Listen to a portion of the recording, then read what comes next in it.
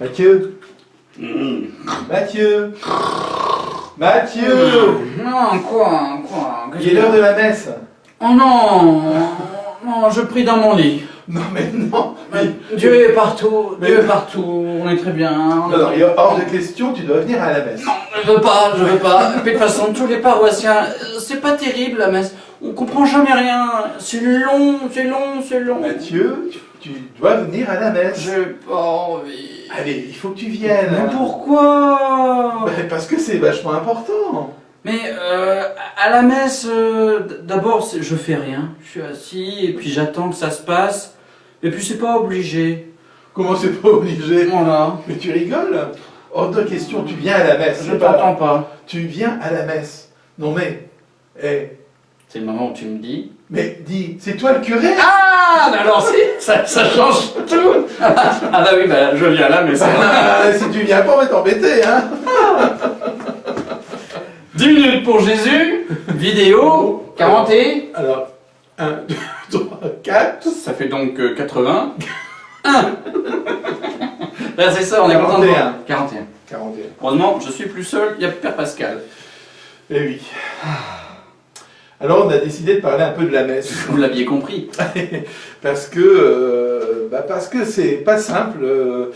On entend souvent des réflexions de personnes qui nous disent c'est pas que j'ai pas envie, mais je m'y retrouve pas à la messe. Je trouve ça long, je comprends pas grand chose. Bon, j'ai un rapport personnel avec Dieu et j'ai pas besoin aussi. Le curé n'est pas toujours très bon. Ce qui est vrai. Les paroissiens sont pas toujours très bons non plus. La sono elle est pas toujours extraordinaire.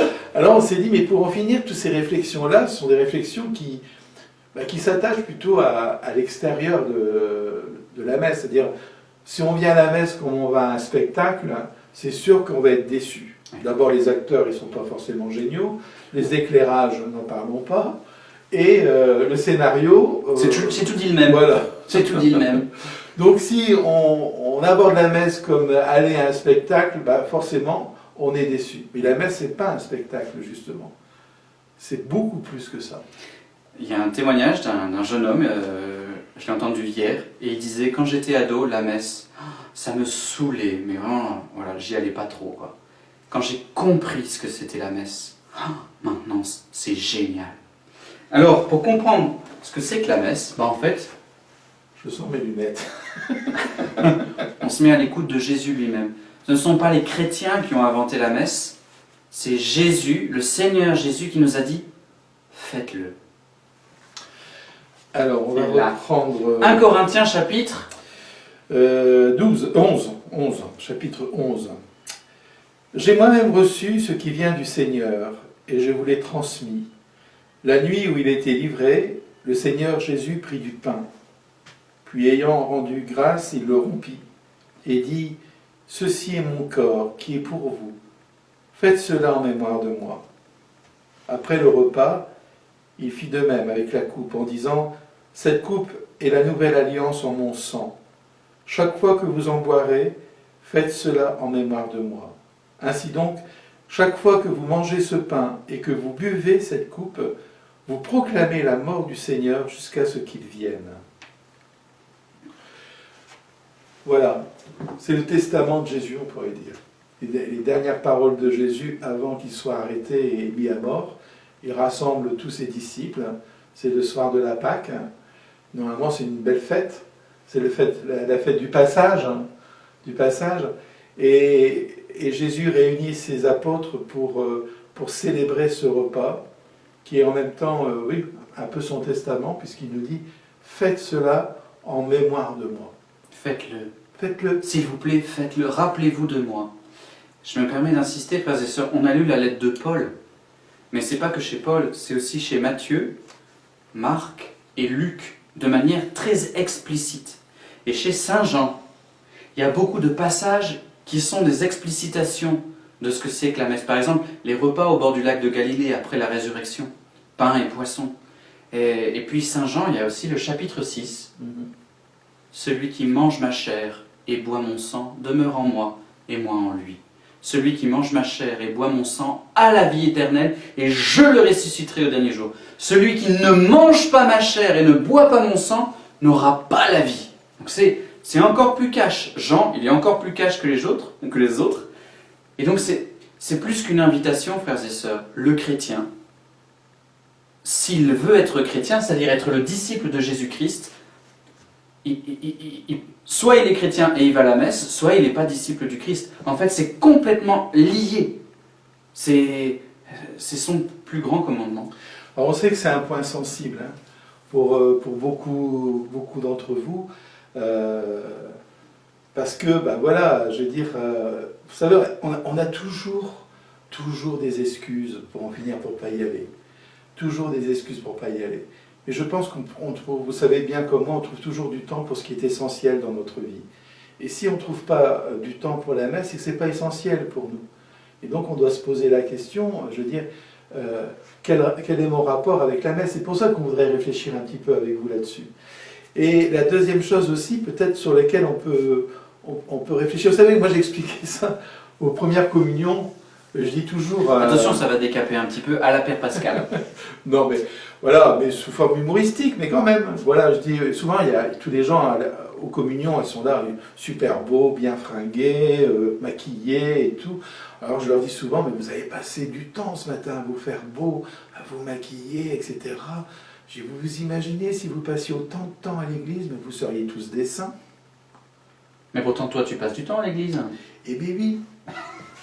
Eh bien oui, mais je suis bien plus saint que toi. Donc, tout ça pour dire que on passe du temps à soigner des choses futiles qui pourront finir, qu'on n'emmènera pas de l'autre côté avec nous.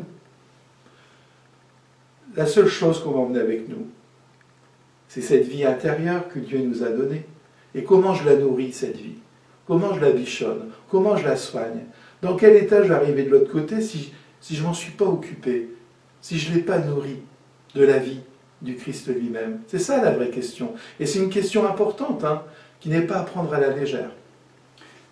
Donc, deux arguments forts, frères et sœurs, pour vous, plus que vous inviter, nous vous demandons de venir à la messe, parce qu'en gros, Jésus nous a demandé de vous le demander. C'est Jésus nous laisse ce chemin pour le retrouver lui, et aussi, c'est l'espace de nourriture intérieure de vos âmes. Votre âme a faim de Dieu. Et le lieu où Dieu se donne par excellence, c'est la messe. Le Concile Vatican II parle de la messe comme source et sommet de la vie chrétienne. Source parce que on reçoit vraiment ce dont on a besoin. Alors on reçoit le corps, mais on reçoit la parole et aussi le corps, et aussi on est envoyé. On prendra le temps pour détailler chaque partie de la messe pour que vous compreniez mieux de l'intérieur cette dynamique qui nous emporte. Mais la messe, elle est nourriture, source, boisson. Et aussi sommet, on comprend, frères et sœurs, que c'est long pour vous, peut-être particulièrement pour les enfants qui ont du mal à comprendre, ou pour les gens qui sont un peu plus lointains. Quel est le mystère qui est au cœur de la messe? Pourquoi Jésus donne son corps? Qu'est-ce qui se passe le lendemain de la messe? Eh bien, le Christ va mourir, va être condamné à mort, il va ressusciter. Chaque fois qu'on célèbre la messe, c'est ça qu'on célèbre. On célèbre la mort et la résurrection de Jésus. Mais en célébrant la résurrection de Jésus, on célèbre notre propre résurrection. Et c'est pour ça que c'est important de se retrouver pour l'Eucharistie. Et en célébrant la mort de Jésus, on est pardonné de nos péchés et notre âme, elle va au ciel. On est habitué, on est même blasé de la mort et de la résurrection de Jésus, du salut, du ciel. Pour vous, c'est une évidence d'aller au ciel? Pas du tout. Rien ne dit qu'on va au ciel comme ça, clac. Nous, on croit qu'on va au ciel. Pourquoi? Mais parce que Jésus est mort pour nous. S'il n'était pas mort pour nous, on ne pourrait pas ressusciter. Si Jésus ne nous avait pas pardonné, on ne serait pas pardonné. S'il n'avait pas livré son corps et son sang, on est condamné à l'éternité sans Dieu.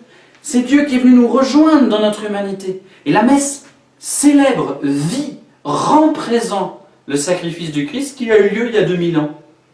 Et donc, si on n'y va pas, on reste extérieur au sacrifice du Christ. Si on n'y va pas, la résurrection, on a un peu la foi, on est un peu lié à la résurrection.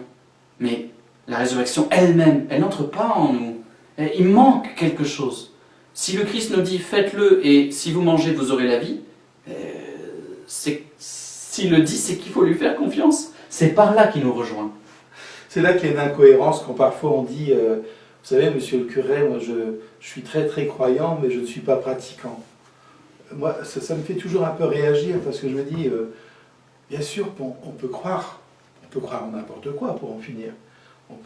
Mais si on est chrétien, on peut être croyant En Dieu, ou en une force, en quelque chose. Voilà, on ne peut pas être chrétien non pratiquant. Il y a une différence entre être croyant et être chrétien. Voilà, être chrétien, c'est faire mémoire du Christ qui a donné sa vie pour nous, qui est ressuscité et qui nous dit, moi j'ai envie aussi que toi tu vives pour toujours.